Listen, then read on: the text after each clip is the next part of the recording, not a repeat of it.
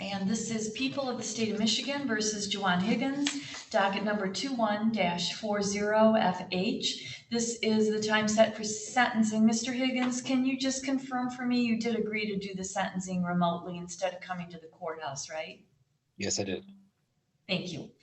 And Mr. Higgins, you were convicted of carrying a pistol in an automobile. That is a felony, punishable by up to 5 years in prison. You have the right to be represented by an attorney. You are represented by Mr. Cornish, who is present. And Mr. Cornish, have you had a chance to go through the pre-sentence report with your client? Yes, Your Honor. Do you have any additions, deletions, or corrections? None from my client, Your Honor. Thank you.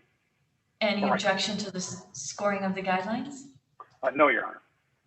Did the people, Ms. Allen, have any corrections to the report or objections to scoring? No, Your Honor, thank you. And did the people wish to be heard? No, Your Honor, thank you. All right, Mr. Cornish. Thank you, Your Honor. Your Honor, I'd ask the court to adopt the recommendation. My client had gone through the process to obtain his CPL and had some confusion about a prior juvenile record that had prevented him from getting that. I don't think he was intending to go out and defraud or commit crime here. I think he was trying to do the right thing and just did it wrong. Obviously, ignorance of the law is not a defense. We'd ask the court to adopt the recommendation. I guess the only thing I would ask is 18 months is a long time for somebody who broke the law, certainly, and committed a felony. I'd ask the court to consider 6 or 12 months probation here. I think he intended to do the right thing. He just did it wrong. Thank you, Your Honor. Okay, and now your turn, Mr. Higgins. Is there anything you wanted to say? No, Your Honor. Okay, well, I agree that Mr. Higgins is certainly a good candidate for probation and that these were somewhat unusual. It was a somewhat unusual situation where he had applied but didn't yet have his license, and I'm sure that this is a eye-opening experience for you, Mr. Higgins, and you'll know that you can't do this again. I would just suggest, having read the pre-sentence report, that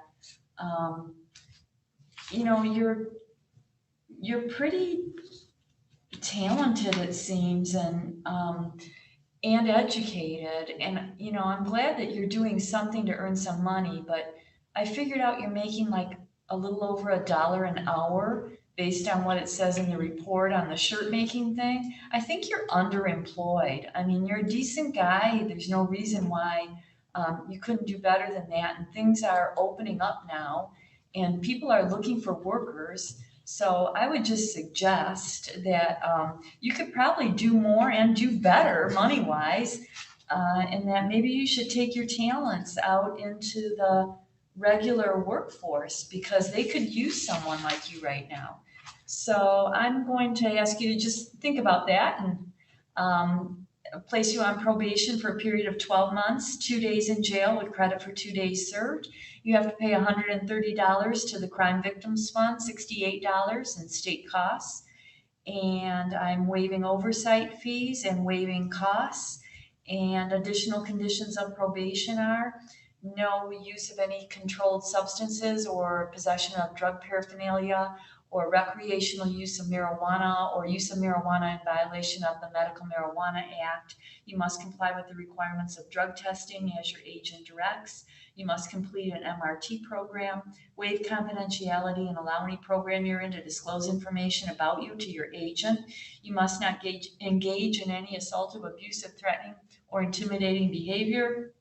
You can't possess a weapon while you're on probation. You must comply with the written and verbal orders of your agent, let the agent into your home at any time, submit to a search of your person or property without need of a warrant, report any changes to your agent within 24 hours, and make genuine efforts to find and maintain employment a minimum of 30 hours per week. And Mr. Higgins, you have the right to file an application for leave to appeal your conviction and your sentence in this matter. You're entitled to an attorney at public expense to assist you in doing that.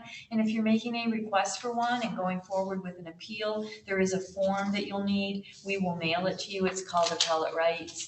And it tells more about that. You should just know that the time period for doing it starts running from today. And the other thing, Mr. Higgins, is we want you to contact the probation department within 24 hours. So if you just call adult probation, they want to get set up with you right away and go over the terms and conditions of probation. And do you have any questions, Mr. Higgins? No, Your Honor.